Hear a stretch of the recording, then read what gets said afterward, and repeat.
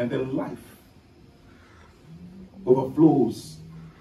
I have come that you may have life and have it to the full. The words that you speak, they will give you your actions, the things you do. And the things you do and you keep on doing consistently, they'll give you your character, your mindset, the way you do things, the way you react, the way you behave. The things that you do will give you that character. The Bible tells us in the book of Luke that Jesus Christ was brought up in Nazareth. And he said, as it was his custom, he was always in the synagogue. It was his custom. How did it become his custom? The parents took him always to where he is supposed to be. He grew up knowing that the things he was doing became his character. Let me show that to you. What we're meeting for. In the book of Luke, the chapter number 4, verse 16. The book of Luke, the chapter number 4, and the verse number 16. Look at that. He said, and Jesus came to Nazareth, where he had been brought up. Don't allow your children to do what they want. Children are raised. We have some of the children here with me. We say, what pastor is saying that I don't like it, but I'm telling you the truth. Children don't do what they like. So train up a child in the way the child should go, There is a way a child should go. And when the child becomes grown up, the child will not leave that path. It is your responsibility. Train up the child. If you don't do it and the child gets older and now begin to try to do it, it becomes difficult. So he says that Jesus Christ, he came to Nazareth where he had been brought up. And as his custom was, he went into the synagogue on the Sabbath day and he stood up to read. That was his custom. It has become his character. It has become his manner of life. How did it start? By him putting to action what he has been taught.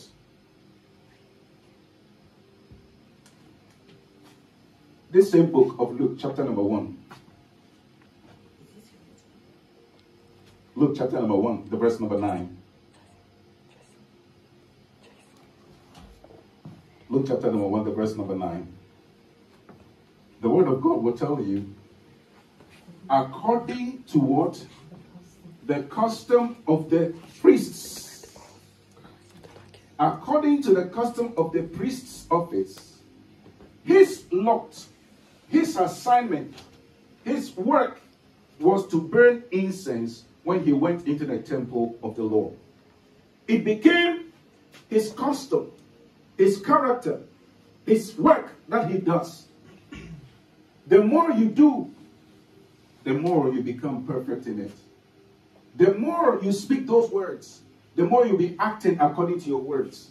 The more you act according to your words, your character is being shaped. And your character, brothers and sisters, will define your destiny. So we can look at a person and we can tell you the person's future. And people think it's magic. It's not. It's by the application of the word of God. This will make you know why character study in the Bible is important. You take the life of a person in the Bible, study that person's life, study their character. You will know. It will always give you a projection of what the end of a person with those similar characters is going to end up. So let me put them together. The thoughts you entertain, this is where it begins. This is where it begins. Your thoughts will make you speak. Your words will reveal your thoughts. The words you speak will make you do, will make you act. Your actions will reveal the words you have been speaking for so long. There are several, particularly in the area of ladies, who find it difficult to find men to marry. This society has contaminated their minds in such a way that there is a way they see men as they are grown up. And some will be saying, who, me? And who, me? They will shake their body, and some will shake whatever they have in the back, and tell themselves 360 around, and say, and who, me? And who, me? Who, you? And their mannerism and everything. The person is not my class. They'll say he's not my spec. They have a spec. Man-made, self-made spec. They will tell you, in the region that I come from, we don't respect men because the men have been divorcing the women and this. They have tattooed that in their minds. Your words will shape your actions, and your action will shape your character. Your character will put your destiny in front of you.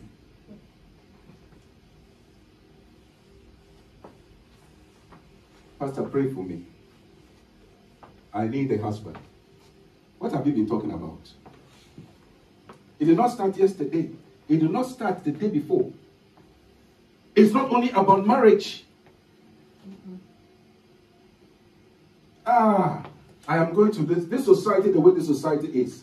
It's better for me to have social benefits than to go to work 8 hours. And then they begin to realize how terrible social benefits are. And they want to find a work. And they are looking for work and they are not finding it. What have been your words over the years? What have been your words over the years? The work where we find ourselves today in life is a result of what we have been talking over the past. So your destiny is in your hands. You can change it. Your destiny is where? In your mouth. Joshua, the chapter number 1, the verse number 8. Book of Joshua. You can change everything, anything at all. You can. The word tells you that the word of grace has the ability to deliver your inheritance into your hands. That's what Luke wrote in that book of Acts. He said, I commend you to God and to the word of his grace, which is able to deliver your inheritance into your hands. The inheritance of God for your life is not a terrible one. It's a good one. When God was speaking to Joshua after Moses had died in this verse 8, he says, this book of the law. What is that book of the law? The word of God. This book of the law shall not depart out of your mouth. Someone is thinking, depart out of my mouth. I don't need to talk it. No. What he's saying is, don't let your mouth be empty of the word of God. Let your mouth be what? Full with the word of God. How? It begins with your thoughts. Out of the abundance of the thoughts of the heart, the mouth will speak. So if he says, don't let this book be empty in your mouth, what he's saying is, fill your spirit, fill your mind, fill your heart with the word. Let the word dwell in you richly. Don't let your mouth be empty with it. But he says, but you shall meditate where? Therein. How long? Day and night. Meditate therein. There is a material for the meditation. If your material is,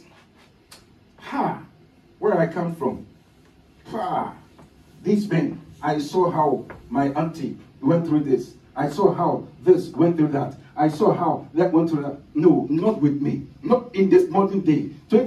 I like the left finger they do. In this modern day, 2024, me. Let's look at me. You are shaping your destiny and you don't know.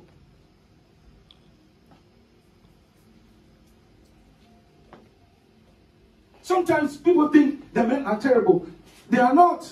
Some of these men also will say, hey, the women of today, hey, I better stay in my own corner. Stay in your corner. In his heart, he knows I'm ready for marriage. I'm yearning for marriage. And he gets to know that sister. And the sister said, what do you have? Say, I said it in my mind. She begins, what do you have? Let me go patch my corner. They have their own spec. But the Bible is telling you, don't meditate in your own spec. He says, meditate in the word of God, day and night. There's where you have your answer. Meditate therein. Think about it. Imagine it. What did the word of God say in Genesis chapter 11? He said, nothing shall be restrained from them which they have imagined to do. Nothing. I imagined my wife. Way long before I got married, I imagined my home. I imagined my children. I imagined my profession. I imagined it. I imagined it so much so that when I was around 21, I was at home and I would talk about the way my wife would look like, the way my home would look like. And I remember my sister would go, hey, John. Yes, this is the John today. I imagined it. So much so, brothers and sisters, that I imagined and spoke the name. The name. I spoke the name. When I met my wife, I said, my goodness. When we got married, during the wedding preparation time, and she decided who to be her maid of honor, this woman came. She had the same name.